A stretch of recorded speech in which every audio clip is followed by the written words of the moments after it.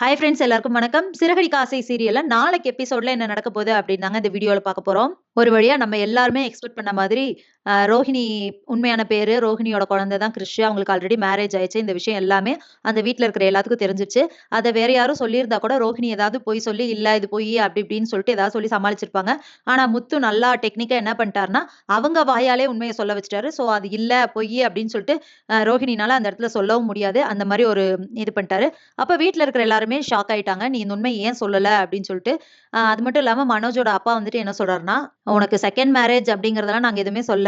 ஒருவேளை நீ இத வந்து கல்யாணத்துக்கு முன்னாடி சொல்லி மனோஜ் வந்து ஓகே அப்போ எனக்கு இந்த பொண்ண பிடிச்சிருக்கு அப்படின்னு சொல்லியிருந்தா கண்டிப்பா நாங்க கல்யாணம் பண்ணி வச்சிருந்திருப்போம் தான். ஆனா இவ்ளோ பெரிய உண்மைய மறைச்சிட்டியே அப்படின்னு சொல்லிட்டு அவருமே சொல்றாரு. இப்ப வீட்ல இருக்கிற எல்லாருமே திட்டுறாங்க. மனோஜ் வந்துட்டு இந்த வீட்ட விட்டு வெளிய அனுப்பு அப்படின்னு சொல்லி அவங்க அம்மா சொல்றாங்க. சோ மனோஜ் என்ன பண்றாருன்னா, வெளிய போடி வீட்ட விட்டு அப்படின்னு சொல்லிட்டு தொரத்திடுறாரு. அவ்வளோ நேரம் எல்லாத்துக்கிட்டயும் கெஞ்சி பார்க்குறாங்க ரோஹிணி. ஆனா யாருமே ஒத்துக்கல. வெளிய போயிட்டு என்ன சொல்லிடுறாங்கன்னா, மீனா ரொம்ப சந்தோஷம். யார்கிட்டயும் சொல்ல மாட்டேன்னு சொல்லிட்டு எல்லாத்துட்டயும் சொல்லி இப்படி வந்து என்னைய அசிங்கப்படுத்தி வீட்ட விட்டு வெளிய அனுப்பிட்டீங்க. ரொம்ப நன்றி அப்படின்னு சொல்லி விட்டுறாங்க. அதாவது இந்த இடத்துல மீனாவையும் கோர்த்து விட்டு போயிடுறாங்க. நான் போறேன்ல, நீ மட்டும் நிம்மதியா இருப்பியா அப்படின்னு சொல்லிட்டு சொல்லி விட்டுறாங்க. இந்த விஷயம் தெரிஞ்ச உடனே வீட்ல இருக்கிற எல்லாத்துக்கும் ஷாக்கு. அப்போ உனக்கு முன்னாடியே தெரியுமா? தெரிஞ்சிருந்து நீ அமைதியா இருந்தியா? அப்படின்னு சொல்லிட்டு முத்து ஒரு பக்கம் கேட்கிறாரு. மீனாவோட மாமியாரும் வந்துட்டு அப்போ உனக்கும் தெரியுமா? அப்படின்னு அவங்களும் ஷாக் ஆகுறாங்க. பிளஸ் மீனாவோட மாமனார். ஏன்னா அவர் வந்துட்டு எதா இருந்தாலும் இந்த பொண்ணு உண்மைய சொல்லிருமே அப்படின்னு நினைச்சிருந்தோம். இப்போ இப்படி சொல்லிருச்சே அப்படின்ட்டு, இது எப்ப தெரியும் உனக்கு? அப்படின்னு சொல்லிட்டு கேட்கறாங்க.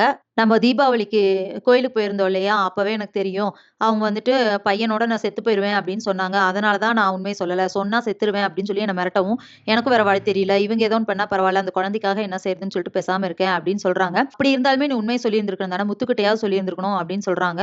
ஆனா வந்துட்டு யாருனாலயும் ஒத்துக்க முடியல. முத்து வந்து ரொம்பவே ஹர்ட் ஆயிட்டாரு. ஏன்னா மீனா வந்து என்கிட்ட எல்லா உண்மையும் சொல்லிருவா எப்பவுமே அப்படின்னு நினைச்சிட்டு இருந்தோம். ஆனா இவ்ளோ பெரிய உண்மைய சொல்லலையே அப்படின்னு சொல்லிட்டு யோசிக்கிறாங்க.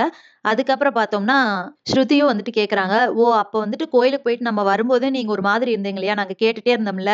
என்னாச்சு? என்னாச்சுன்னு. அப்போ நீங்க சொல்லவே இல்ல. ஆனா நாங்க எல்லாருமே கண்டுபிடிச்சோம். ஏதோ சம்திங் நடந்திருக்கு. அதனால தான் மீனா இப்படி இருக்காங்க அப்படின்னு சொல்லிட்டு நான் அடிக்கடி நான் உங்ககிட்ட கேட்டேன். ஆனா நீங்க உண்மையவே சொல்லல அப்படின்னு சொல்றாங்க. இல்ல ஸ்ருதி சொல்லக்கூடாதுன்னு இல்ல. அவங்க வந்துட்டு இப்படி நான் குழந்தையோட செத்து போயிருவேன் அப்படின்னு சொல்லி மிரட்டவும் எனக்கு ஒரு வழி தெரியல. ஆனா நான் சும்மா ஒண்ணும் இல்ல. நீங்க வந்து உண்மைய எப்ப சொல்றீங்க, எப்ப சொல்றீங்கன்னு நான் கேட்டுட்டே தான் இருந்தேன். அப்படின்னு சொல்லிட்டு சொல்றாங்க. அப்போ முத்து வந்துட்டு, "நீ என்னதான் சமாதானம் சொன்னாலும், நீ என்கிட்ட சொல்லாதது தப்பு தான்." அப்படின்னு சொல்லிட்டு கோச்சுக்கிறாரா, அவங்க கிட்ட பேசாம இருக்காங்க. அப்ப மீனாவும் வந்துட்டு அத அக்செப்ட் பண்ணிக்கிறாங்க. ஆமா, நம்ம அவர்கிட்ட மறைக்கிறோம்னு நம்மளும் ஃபீல் பண்ணோம் தானே. அதனால அவங்களாவே கோவம் தெளிஞ்சு நம்மட்ட பேசட்டும் அப்படின்ட்டு அமைதியா இருக்காங்க. சோ இதுக்கப்புறம் என்ன நடக்க போகுது? திருப்பியும் ரோகிணி அந்த வீட்ல ஏத்துக்குவாங்களா? சரி மீனா ஏதோ ஒரு சிச்சுவேஷன்ல தான் அப்படி உண்மைய சொல்லல அப்படின்னு சொல்லிட்டு, மீனா மேல இருக்கிற கோவம் வந்துட்டு முத்துவுக்கு குறையுமா? என்ன நடக்க போகுது அப்படிங்கிறத இனி வர்ற வீடியோல ஒண்ணொண்ணா பார்க்கலாம் ஃப்ரெண்ட்ஸ். அதுவரைக்கும் வெயிட் பண்ணுங்க. நன்றி, வணக்கம்.